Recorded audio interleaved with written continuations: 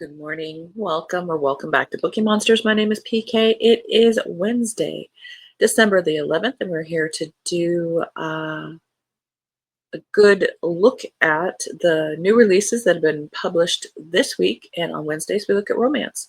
Every day of the week, Monday through Friday, we look at a different genre that has been published this week and this week only.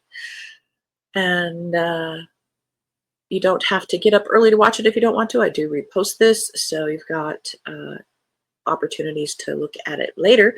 Quick announcements: I don't have any sprints tonight. I don't do them on Wednesday nights, but I do have the Advent Calendar bedtime story, reading the book Christmas at Glitter Peak Park by Kirsty Herland Johnson. I think that it's Herland, if I remember. We're trying. And tonight being the 11th of December, we are reading chapter 11.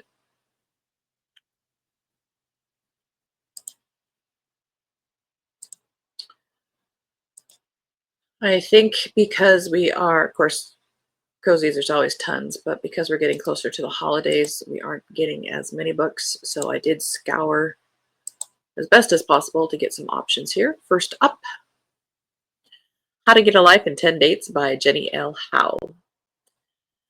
Dating as a plus-size woman has been exhausting for Haley Berkshire. Sure, she's only 25, but she's been doing it for a decade, and she's beginning to think it's time for a sabbatical. It doesn't help that she's been madly in love with her best friend Jack for years, but one disastrous weekend in college taught her the hard way that they'll never be more than friends. With their sister's engagement celebration fast approaching and her friends and family nagging her about a +1, Haley and Jack do what they do best: scheme. Haley agrees to let her friends and family set her up with 10 people, and she's sure that once none of them prove to be good matches, her loved ones will finally let her fade into romantic retirement in peace. To her surprise, some of Haley's dates go better than expected, and for the first time in forever, she's actually having fun, until Jack starts breaking all the rules they'd made to mend their friendship in college. He produces a laundry list of flaws for everyone she likes, crashing some of her nights out, and finally shocks her by throwing himself into the mix. Dating Jack has always been the dream, but Haley's afraid of the reality. Is it worth risking her best friend for something that may have never been meant to be?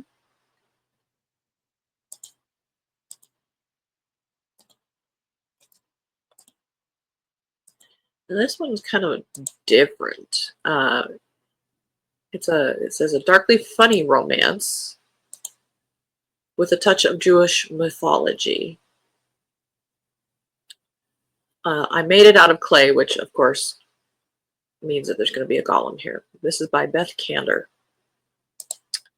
Nothing's going well for Eve. She's single, turning 40, stressed at work, and anxious about a recent series of increasingly creepy incidents. Most devastatingly, her beloved father died last year, and her family still won't acknowledge their sorrow. With her younger sister's wedding rapidly approaching, Eve is on the verge of panic. She can't bear to attend the event alone. That's when she recalls a strange story her Yiddish grandmother once told her about a protector forged of desperation, and Eve, to her own shock, manages to create a golem. At first, everything seems great. The golem is indeed protective and also attractive, but when they head out to a rural summer camp for the family wedding, Eve's light-hearted rom-com fantasy swiftly mudslides into something much darker. With moments of moodiness, fierce love, and unexpected laughter, this book will make you see monsters everywhere. Except it is billed as a romance.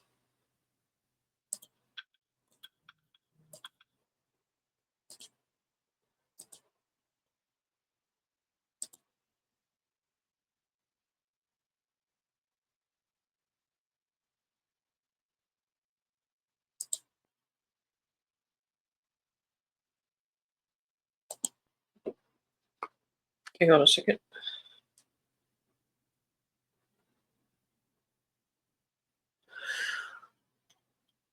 All right. Not in My Book by Katie Holt.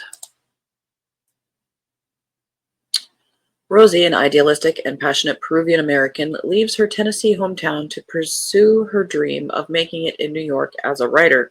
But her plan is derailed when she ends up in class with her arch nemesis and ex-crush, Aiden Huntington, an obnoxious, surly, and gorgeous literary fiction writer who doesn't have much patience for the romance genre or for Rosie.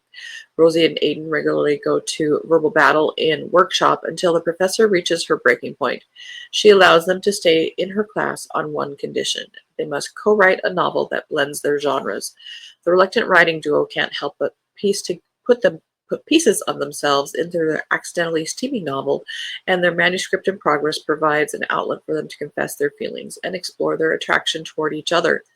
When Rosie and Aiden find themselves competing against each other for a potentially career-changing opportunity, the flames of old rivalry reignite, and their once-in-a-lifetime love story is once again at risk of being shelved, unless they can find a way to end the book on their own terms.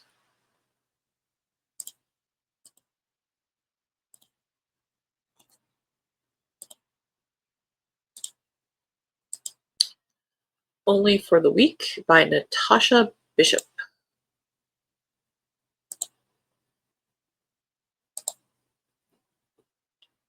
You are cordially invited to the wedding of Amory Cross and Arnold Hightower. A destination wedding in Tulum should be a breeze, but Dr. Janelle Cross, the sister of the bride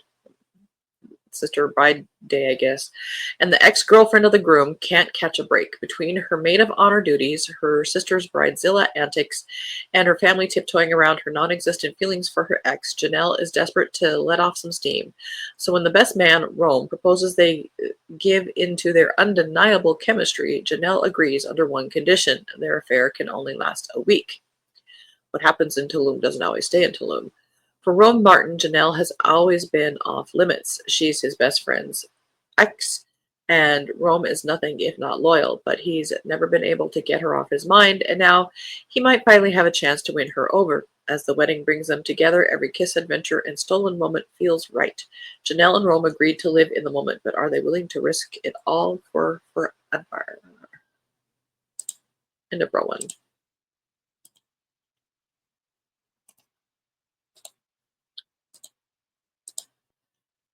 When We Had Forever by Shailin Gandhi.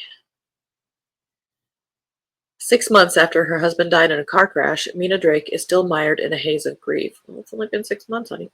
Reminders of her years with Michael are everywhere, but beneath her heartache lies an even more painful emotion. It's a guilty suspicion she can hardly admit to anyone, even herself, that her marriage was over long before Michael's accident. They were good together once, she's sure of it, sharing a connection so deep that Mina can't understand how it unraveled. That is, until a chance discovery in her husband's office and the reappearance of Michael's estranged brother Grayson, a notorious bad boy photographer, awakens her to possible answers.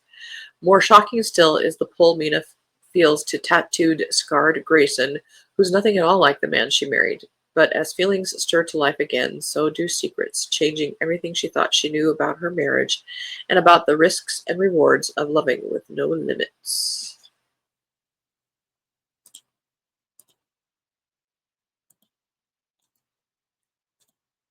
A more traditional, classic kind of romance by Elizabeth Hoyt, No Ordinary Duchess, third in the Grey Court series.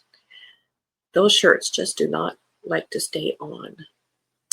Cold and brooding, Julian Greycourt, the heir to the Windermere dukedom, has always known that his uncle the Duke was responsible for his mother's death.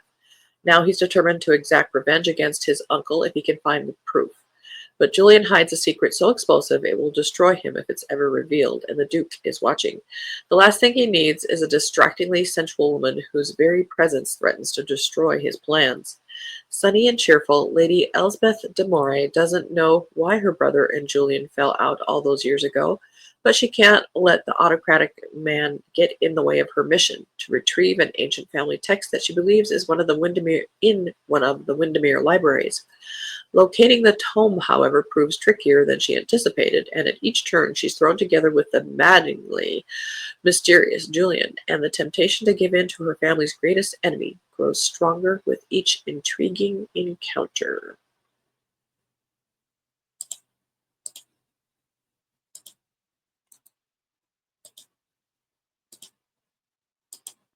Flirting with Alaska, Moose Falls, Alaska, Book 2 by Belle Calhoun.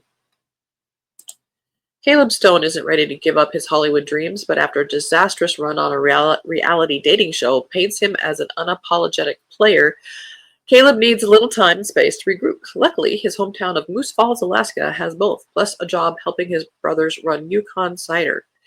Even dialed downs, Caleb's flirtatious vibes are a hit at work, except for one woman who seems completely, totally, frustratingly immune to his charms, the gorgeous new photographer for Yukon Cider's upcoming ad campaign. Single mom Sophia Brand isn't made of ice. Resisting Caleb's devilishly sexy grin is hard, especially when it's so often directed her way. It's just that she's been burned by handsome smiles before. Now she's focused on setting a good example for her daughter, and that means not getting sidetracked by Caleb's dazzling charisma. But as they work together on the campaign, Caleb and Sophia begin to let their guard down. Can he prove that beneath his playboy persona, Caleb is a leading man worthy of a starring role in Sophia's heart?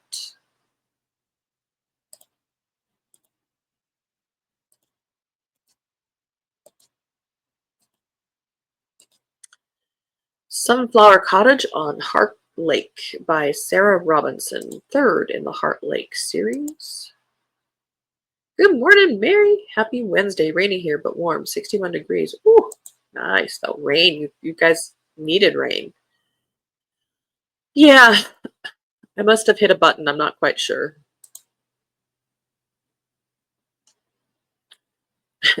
Yesterday's mime show was interesting. At least the books weren't that great, so it wasn't a big deal. On the outside, Amanda Riverswood has it all. A fun career in interior design, a lakeside cottage in her Michigan hometown, and a close-knit group of friends. But she's 32 years old and has never had a boyfriend. So this summer, Amanda decides she's going to go on a bunch of blind dates. Dominic Gage was a star baseball pitcher until a detached retina sent him into early retirement. Not long afterward, his wife walked out of their marriage. Now, at an all-time low, he's learning to settle into his new life in the small town of Heart Lake.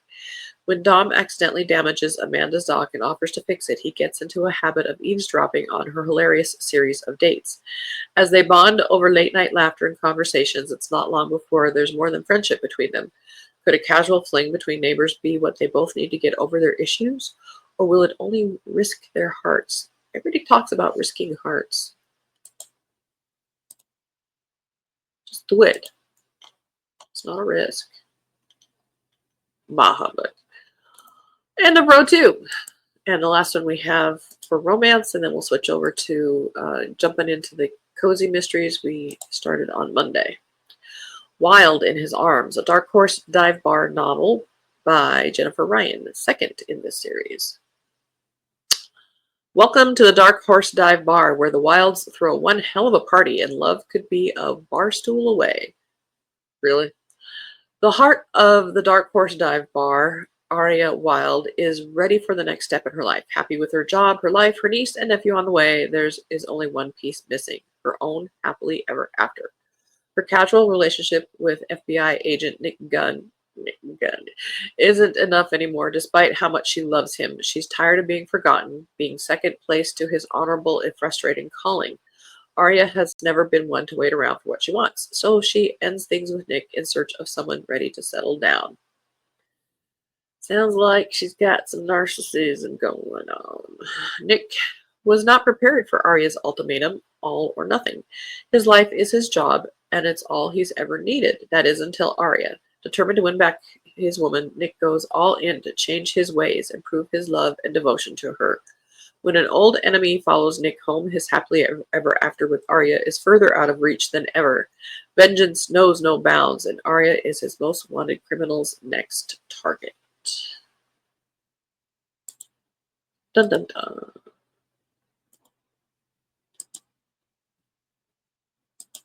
Slim pickings. Indeed. We're getting closer to the holiday, that's my theory.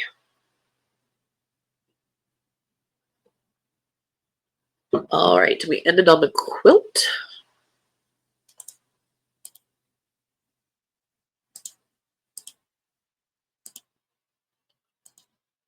A Killer Booking by Ryan Hoffman, fifth in a Riley Morgan mystery.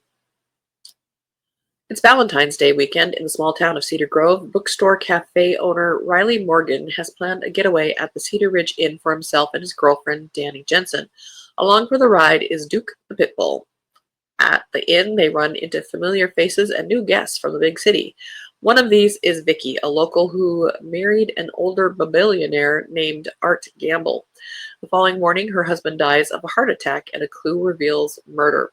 Vicky has heard about Riley and wants him to look into the case when she becomes the prime suspect in the murder. Will he be able to solve the case and still keep his holiday weekend with Danny? Oh my gosh. They misspelled weekend. It's supposed to be weekend, but it's weekend. That is so bizarre. I apologize. I didn't click on the tab. I like the cover though.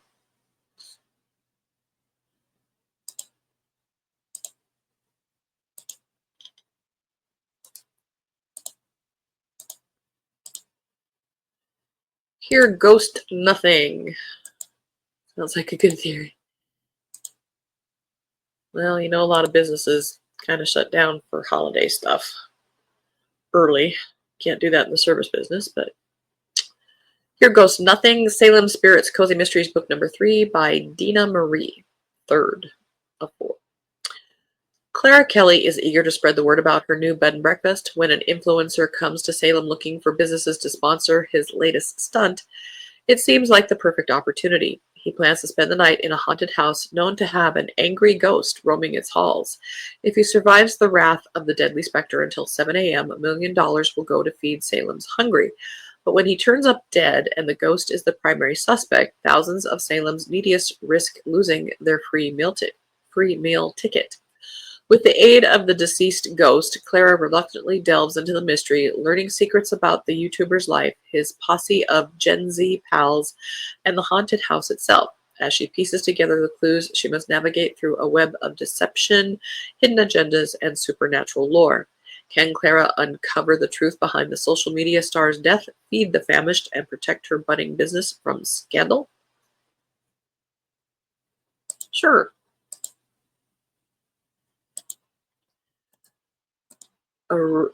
What is it with Rosie A. Point's books? None of them are showing up.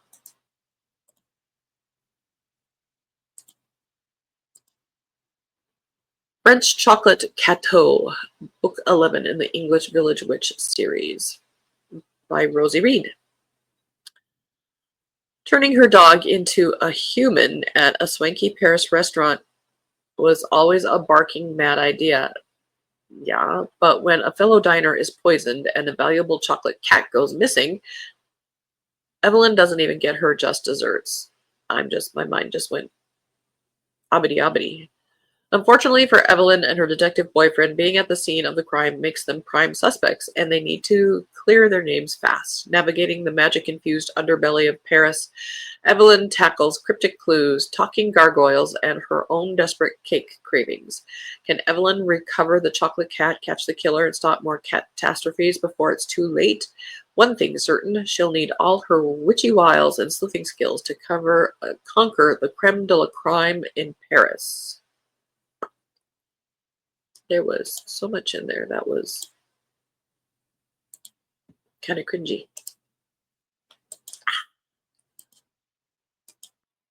There's a book for everybody. Homicide at the Holidays, Salt Cliff Mysteries, book number 3 by Nancy Stewart. But she can. Join Dahlia, Diantha, and Taco Dog as they solve a pine-scented murder mystery in the festive seaside town of Salt Cliff. Dahlia and the gang are preparing to host the Donovan family at the Salt Cliff Inn for the week of Christmas. The Donovans are practically Salt Cliff royalty, one of the oldest families in town and the ones who originally built the Salt Cliff bed and breakfast. The pressure is on.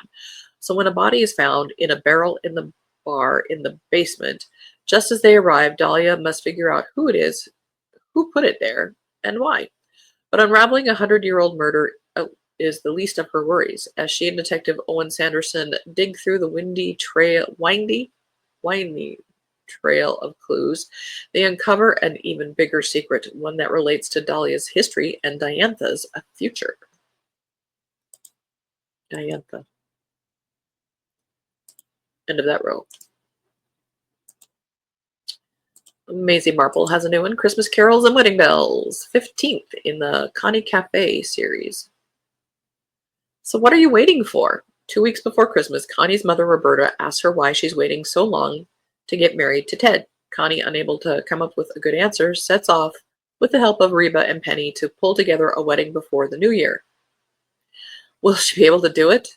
This is the last book in this series, it says.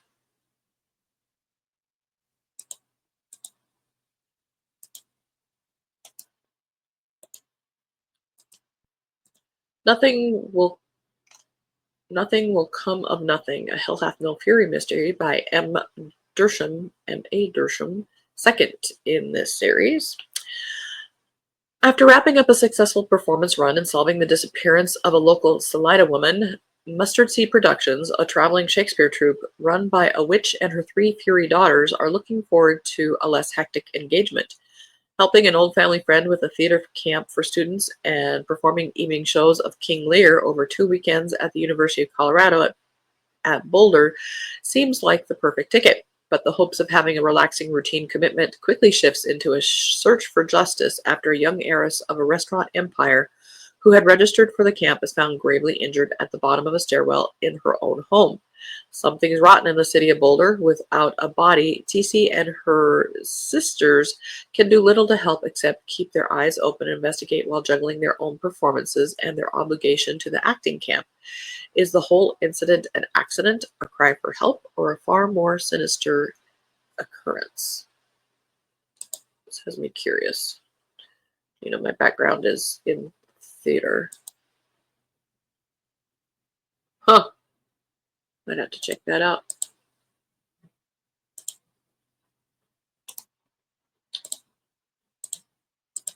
The Cookie of a Scoundrel, part of... Oh, is it an anthology? Oh, it is an anthology. I don't do anthologies, and we're saved by the bell. All right. Everybody remember, theater was where we parked. Again, I don't have any sprints tonight. Terrible. Yeah. Thank goodness, last book. I don't have any sprints tonight. I don't do them on Wednesday nights, but we do have chapter 11 of the Advent Calendar bedtime story, Christmas at Glitter Peak Lodge. And that's on my spin-off channel, Tales for Bookeemonsters. That will be at 9 p.m. Eastern Time. It only takes between 20 and 30 minutes, depending on the length of the chapter. And if you fall asleep, it's okay. It's kind of designed that way. Hope you guys have a very good Wednesday. Be safe out there. Mary, enjoy the rain. Be cozy. Be safe. And as the banner says here, don't be a bookworm. Be a bookie monster. Nom nom. Have a good day and God bless.